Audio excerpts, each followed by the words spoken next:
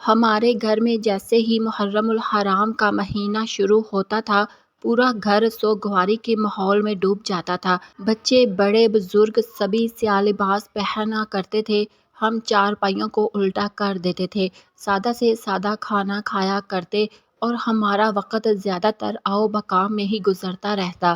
میری دادی فوت ہو گئی تب ہم نے اس کی موت پر بھی اتنا شوق نہیں منایا تھا جتنا کہ محرم الحرام کے مہینے میں منایا جاتا تھا۔ میری دوستیں اکثر مجھ سے میرے فرقے کے بارے میں قرید کر سوال کیا کرتی تھی، مگر ان کے سوالوں کے بارے میں مجھے کچھ علم نہیں ہوتا تھا اور سبھی مجھے غنی میثنی کہتے ہوئے مجھ سے دور ہو جاتی تھی۔ اور پھر جیسے جیسے میری کلاسز بڑی ہوتی گئی ویسے مجھے اس بات کی باقاعدہ سمجھ آنے لگی کہ میرے فرقے کے لوگوں سے باقاعدہ نفرت کی جاتی ہے۔ ایک بار محرم الحرام کا مہینہ شروع ہوا تو میں سیاہ لباس اتار کر سادہ یونیفارم پہن کر اسکول جانے کے لیے تیار کھڑی تھی جب ماں نے میرے بازو پر ایک سیاہ رنگ کی پٹی باندھ دی اور کہا کہ محرم کا مہینہ شوق کی علامت ہے، اس لیے اس لباس کو اپنی معمول کی روٹین کا حصہ بناؤ۔ مجھے اپنی امی پر بے حد غصہ آیا تھا۔ میرے بازو پر بندھی ہوئی سیاہ پٹی صاف نظر آ رہی تھی اور جتنا میں اس بات سے بچنے کی کوشش کرتی تھی کہ کسی کو بھی میرے فرقے کے بارے میں پتہ نہ چلے، اتنا ہی سب کے سامنے سب ظاہر ہو جاتا تھا۔ امی نے مجھے اپنی قسم دی تھی اور کہا تھا کہ یہ پٹی میں ہرگز نہ اتاروں، اور میں نے ان کی قسم کو پورا کیا تھا، مگر اسکول کی لڑکیوں نے مل کر مجھے خوب تنگ کیا تھا۔ ایک لڑکی میرے پاس آ بیٹھی اور کہنے لگی، سچ سچ بتاؤ، تم لوگ جو نیاز بانٹتے ہو اس میں تھوک ملا کر دیتے ہو نا؟ اس کی یہ بات سن کر میں تڑپ اٹھی تھی۔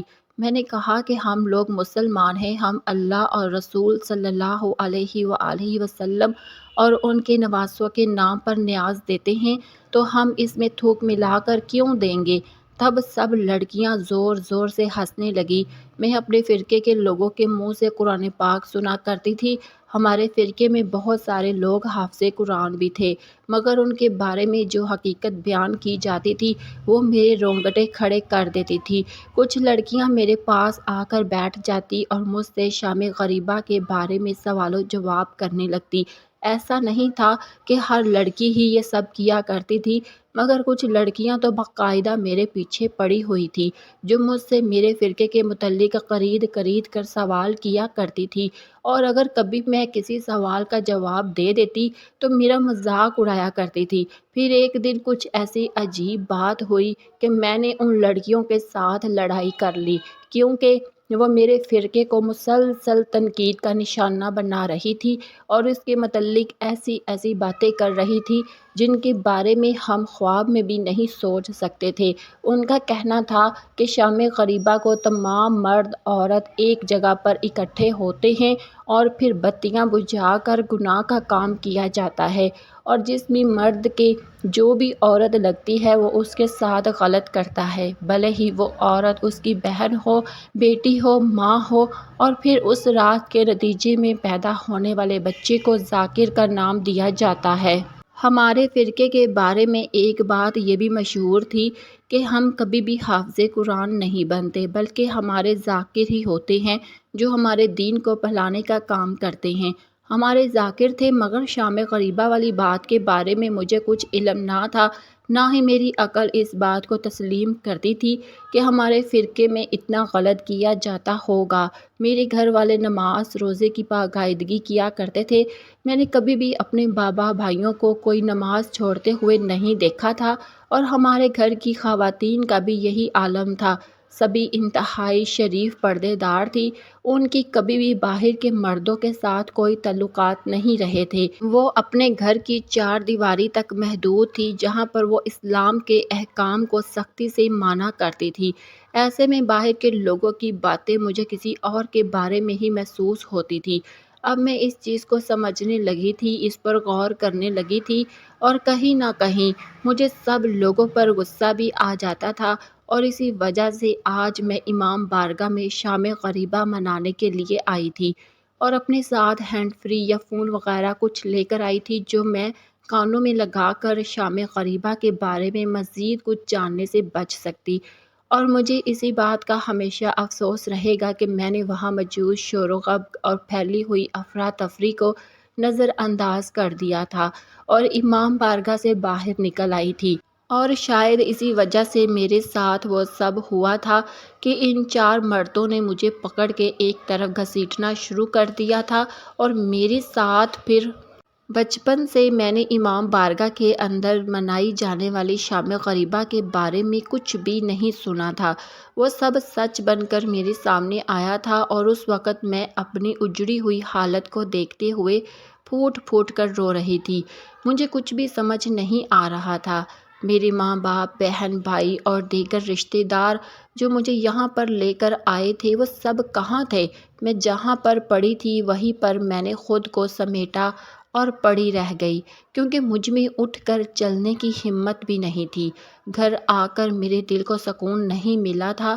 میری امی ابو نے مجھے وہاں سے اٹھا لیا تھا اور انہیں لگا تھا کہ شاید شام غریبہ کو میں نے پہلی بار سنا ہے، اس لیے میرا یہ حال ہے، کیونکہ امی اس بات سے واقف تھی کہ میں کبھی بھی شام غریبہ نہیں مناتی تھی اور نہ ہی اس بات پر راضی ہوتی تھی کہ میں وہاں جا کر شام غریبہ مناؤں، بلکہ میں ہمیشہ اپنے ساتھ ہینڈ فری رکھا کرتی تھی تاکہ وہاں جا کر لگا سکوں، اور امی کو اس بات پر کوئی اعتراض نہیں ہوتا تھا۔ انہیں لگتا تھا کہ میں بچنے کی وجہ سے ایسا کر رہی ہوں۔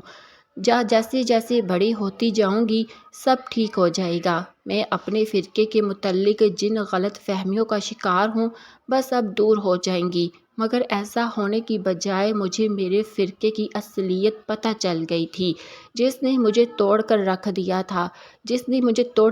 دیا تھا۔ شام غریبہ کے بارے میں جو لوگ کہتے تھے وہ سب سچ تھا، مگر پھر کچھ ایسا ہوا کہ میرے یہ تمام خیالات اس بارے میں بالکل بدل گئے تھے۔ 1 مہینہ گزرا تھا کہ میرے ساتھ ہوئے اس واقعہ نے اپنے رنگ دکھانے شروع کر دیے تھے اور پھر میری طبیعت دن بہ دن خراب رہنے لگی۔ میں بہت زیادہ نڈھال ہوتی جا رہی تھی اور جب تک امی کو اس بارے میں خبر ہوئی تب تک بہت دیر ہو چکی تھی۔ امی نے مجھے مار مار کر میرا حشر بھی کاٹ دیا تھا۔ میں جب پہلے اپنی زبان کو بند رکھے ہوئے تھی، امی کی اس مار پیٹ پر میں نے ان کے سامنے ڈٹ کر کھڑی ہو گئی اور کہنے لگی کہ یہ سب آپ لوگوں کی وجہ سے ہی ہوا ہے۔ میں ہمیشہ ہی محرم میں منائے جانے والے اس سوگ اور شام غریبہ سے نفرت کرتی تھی، مگر آپ لوگ زبردستی مجھے وہاں پر لے کر جاتے تھے اور اب آپ لوگ نتیجہ دیکھ لیجئے، میری پوری زندگی برباد ہو گئی ہے۔ آپ تو ہمیشہ ہی شام غریبہ منا کر خیر و عافیت لوٹ آتی ہیں، آپ نے کبھی کوئی ذاکر پیدا نہیں کیا، لیکن مبارک ہو آپ کو کہ میں ذاکر پیدا کرنے جا رہی ہوں۔ میری بات سن کر میری امی نے چہرے پر پھر سے تھپڑ دے مارا تھا اور ہارے ہوئے انداز میں وہیں بیٹھ گئی تھی، اور پھر انہوں نے جو کچھ مجھے بتایا تھا اس پر یقین کرنا میرے لیے ممکن نہیں تھا، اس لیے شاید مجھے سال پر انتظار کرنا تھا، مگر اب جو مصیبت میرے گلے پڑ گئی تھی اس سے نکالنے کے لیے تو تنقید کرنے لگی۔ میں نے تو انہیں سختی سے منع کر دیا تھا، بلکہ سب کو کہہ دیا تھا کہ اگر کسی نے بھی میرے ساتھ زور زبردستی کرنے کی کوشش کی تو میں اپنی جان دے دوں گی، مگر ان لوگوں کی بات مانوں گی، دنیا کو پتہ چلنے دے ان کا اصلی چہرہ کیا ہے۔ میرے گھر والے میری بات پر بہت پریشان ہوئے تھے، مگر میں بچپن سے بہت ضدی تھی، اپنی ہر بات کو پورا کر کے دم لیتی تھی، اس لیے سبھی کو خاموش رہنا پڑا اور پھر مجھے دور دراز کے علاقے میں میری پھپھو کے ہاں بھیج دیا گیا، جہاں پر میں نے ایک خوبصورت اور صحت مند بیٹے کو جنم دیا تھا، مگر میں نے اس کو دیکھتے ہی اپنے نظریں پھیر لی تھی، کیونکہ وہ بچہ نہ ہی تو خوشی کی علامت تھا اور نہ ہی میری جائز اولاد تھا۔ میں 19 سال کی عمر میں ماں بن چکی تھی، مگر ایک ناجائز بچے کی جس کا باپ کون تھا مجھے اس کے بارے میں بھی نہیں خبر تھی۔ کبھی کبھی مجھے یہ سوچ کر خوف آتا کہ کہیں میرے بھائیوں میں سے ہی تو کوئی اس کا وارث نہ ہو۔ حالانکہ امی نے کہا تھا کہ میں اپنے دل سے یہ غلط فہمیاں نکال دوں، مگر مجھ پر جو بیت گئی تھی وہ مجھے یہ سب سوچنے پر باز نہیں رہنے دیتی تھی۔ میرے بچے کو میری پھپھو کے ہاں چھوڑ کر میری امی ابو آئے تھے اور مجھے واپس لے گئے تھے۔ مگر اس واقعہ کے بعد بہت ہی گم سم ہو گئی تھی۔ مجھے کبھی کبھار اپنے بچے کی بہت ہی یاد آتی تھی۔ اسے میں دل سے خروچ کر پھینک دینا چاہتی تھی۔ اپنے گھر والوں سے بھی کوئی بات نہیں کیا کرتی تھی، کیونکہ مجھے اس سارے واقعہ کے ذمہ دار وہی لگتے تھے۔ میرے دل میں ہر وقت ایک طوفان اٹھا رہتا تھا اور میری صحت تھی کہ دن بہ دن گرتی جا رہی تھی۔ تقریباً 3 ماہ ہو چکے تھے میں اپنی پھپھو کے گھر واپس آئی تھی، مگر نہ ہی تو میں اپنے بچے کا نام لیا تھا اور نہ ہی کسی سے کبھی بات چیت کرنے کی کوشش کی۔ محرم شروع ہوا تو ایک بار پھر سے میری وحشتوں میں اضافہ ہونے لگا۔ مجھے لگا سال بھر پہلے والی شام غریبہ پھر سے میرے سر پر آن کھڑی ہوئی ہے۔ میں وحشت زدہ ہو کر اپنے گھر سے نکل گئی۔ میں نے اس وقت سیاہ چادر سے اپنا چہرہ چھپا رکھا تھا۔ میرا رخ اپنی ایک دوست کے گھر کی طرف تھا۔ میں ان کے گھر بھی پہنچی، مگر دروازے پر دستک دیتے میرے ہاتھ رک گئے۔ ان کے گھر میں جو باتیں کی جا رہی تھی ان کے بعد مجھے یہی لگا تھا کہ میری وہاں کوئی جگہ نہیں ہوگی۔ میں چپ چاپ وہاں واپس اپنے گھر لوٹ آئی تھی اور ایک بار پھر سے میری آنکھوں سے آنسو بہنے لگے تھے۔ وہ لوگ کہہ رہے تھے کہ ہم لوگ ہمیشہ سے شیعہ لوگوں کو دیکھتے آ رہے ہیں، یہ لوگ تھوک نیاز میں ملا کر ہم سنیوں میں بانٹ دیتے ہیں، زیادہ تکبیروں والی نمازیں پڑھتے ہیں، ان کا کلمہ بھی انتہائی لمبا ہوتا ہے۔ ہم بھی مسلمان ہیں تو ہماری نمازیں اور عقائد میں اس قدر فرق کیوں ہے؟ ہم لوگ تو زندہ جاوید کا ماتم نہیں کرتے بلکہ خوشی سے نواسہ رسول صلی اللہ علیہ وسلم کے نام پر لنگر تقسیم کرتے ہیں، مگر شیعہ لوگ تو نواسہ رسول صلی اللہ علیہ وسلم کا ایسا سوگ مناتے ہیں کہ خدا بھی پناہ مانگے۔ شام غریبہ کو اسی سوگ کے نام پر اپنی بہنوں بیٹیوں کو لے جا کر ان کی رسوائی کا سامان بنتے ہیں۔ ان کی ہر ایک بات سچ تھی جو میرے دل پر نقش کر گئی، اور مجھے اپنے گھر والوں سے بھی شدید نفرت محسوس ہونے لگی تھی۔ پہلے تو میں اپنے فرقے سے پزل تھی، مگر اب مجھے میرے گھر والے بھی اچھے نہیں لگتے تھے۔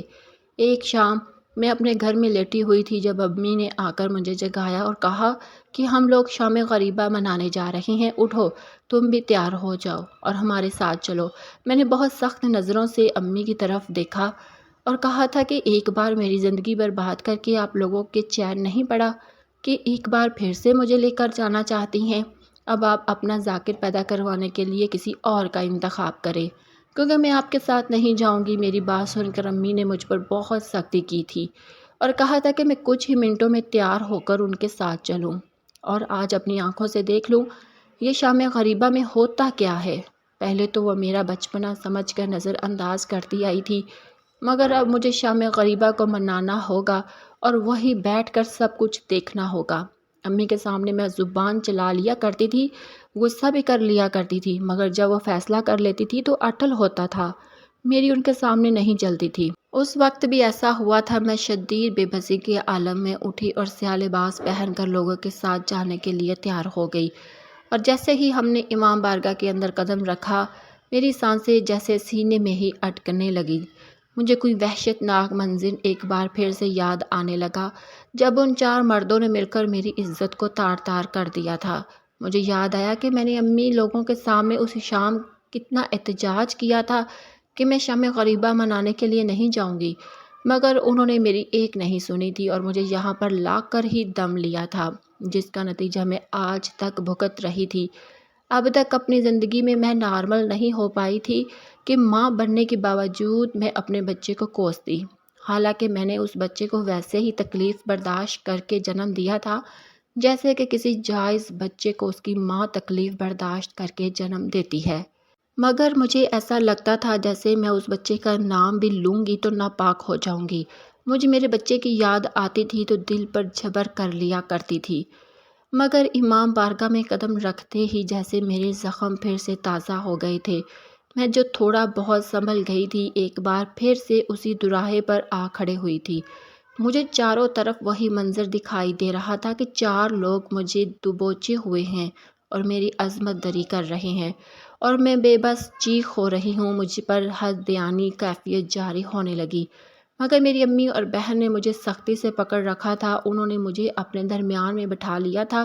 جب ایک بار پھر سے پورے کمرے کی تمام بتیاں بند ہو گئی تو مجھے ہر طرف اپنی عزت لوٹنے کا منظر دکھنے لگا۔ پھر سامنے ہی تیز سی روشنی جلا دی گئی جسے بعد مدھم کر دیا گیا تھا۔ وہاں پر ایک مولانا صاحب تشریف لے آئے اور جیسے ہی انہوں نے بولنا شروع کیا میری آنکھوں سے بھی آنسو بہنے لگے۔ میں بے بسی کے عالم میں رونے لگی۔ مجھے پتہ ہی نہیں چلا کہ کب شام غریبہ کی آو بقا میں میری سسکیاں بھی شامل ہو گئی۔ وہ جو کچھ کہہ رہے تھے وہ ایک ایک لفظ میرے دل پر کندہ ہو رہا تھا۔ مولانا صاحب نے بولنا شروع کیا۔ ان کا بیان کچھ اس انداز سے شروع ہوا تھا: حضرت امام حسین رضی اللہ تعالیٰ عنہ کی شہادت ہو چکی ہے اور کنبہ حسنین رضی اللہ تعالیٰ عنہ کا لٹا پھوٹا قافلہ خدا کے حضور سجدہ شکر ادا کر رہا ہے۔ نواسے رسول صلی اللہ علیہ وسلم کے خاندان کے بچے ہوئے افراد کو زنجیروں میں قید کر کے کوفے کی گلیوں میں پھرایا جا رہا ہے۔ حضرت امام حسین رضی اللہ تعالیٰ عنہ کے جسم کی اعضاء کی بے حرمتی کی جا رہی ہے۔ انہیں بے گروہ کفن چھوڑ کر ان کے سر مبارک کو یزید کے دربار میں لے جانے کی تیاریاں کی جا رہی ہیں۔ مولانا صاحب رقت امیز انداز میں واقع کربلا کو بیان کر رہے تھے اور میری آنکھیں بھی نم ہوتی جا رہی تھی۔ پوری رات شہدائے کربلا کے بارے میں باتیں کی گئی تھی، ان کے غم اور اذیت کو بیان کیا گیا تھا، اور صبح جب میں گھر آئی تو اپنے ماں باپ سے بے حد شرمندہ تھی۔ میری امی نے کہا کہ تم اکیلی باہر صحن کی طرف نکل گئی جہاں پر کسی نے تمہیں اکیلے دیکھ کر تمہارا فائدہ اٹھا لیا اور تم نے لوگوں کی پھیلائی ہوئی باتوں کو سچ سمجھنا شروع کر دیا، جبکہ یہاں پر ایسا کچھ بھی نہیں ہوتا ہے۔ ہم نہ تو نیازوں میں تھوک ڈال کر کسی کو تقسیم کرتے ہیں، سب کے اپنے اپنے عقائد ہیں، ہم کسی کے عقائد کے بارے میں بات نہیں کرتے تو نہ جانے لوگوں کو ہم سے کیا پرخواہش ہے کہ ہمیشہ ہمارے عقیدے کو غلط بنا کر پیش کرتے ہیں۔ سب کا غم منانے کا اپنا انداز ہوتا ہے۔ اگر ہم نواسے رسول صلی اللہ علیہ وسلم کا غم مناتے ہیں تو اس دن لوگوں کو نہ جانے کیا تکلیف ہوتی ہے، جبکہ اپنے اہل و عیال کے مرنے پر سب لوگ اتنے غم زدہ ہو جاتے ہیں کہ کئی کئی دن گھروں کو سوگ میں ڈالے رکھتے ہیں۔ کیا ان کے نزدیک غم حسین کی اتنی بھی اہمیت نہیں ہے کہ کچھ لوگ دنوں تک اپنی خوشیوں کو ایسی پشتے ڈال کر ان دنوں کو امام حسین کی یاد میں گزار دے؟ امی کی باتیں میرے دل پر اثر کر رہی تھی اور مجھے اپنے عقیدے کے متعلق پھیلائی گئی تمام غلط باتیں اب غلط ہی لگ رہی تھی، کیونکہ میں نے شام غریبہ منائی تھی اور میں نے دیکھ لیا تھا کہ وہاں پر ایسا کچھ بھی نہیں ہوتا۔ میرے ساتھ جو کچھ بھی ہوا تھا وہ میری غلطی تھی اور نہ جانے کون لوگ تھے جنہوں نے میرے ساتھ وہ سب کچھ کر دیا تھا، اور میں نے ان سب کا قصور بھی اپنے فرقے کے لوگوں کے سر پر رکھ دیا، کیونکہ میں بچپن سے ہی ایسی منفی باتیں سن کر بڑی ہوئی تھی اور نہ جانے کب سے میرا ذہن بھی ایسا منفی ہو چکا تھا۔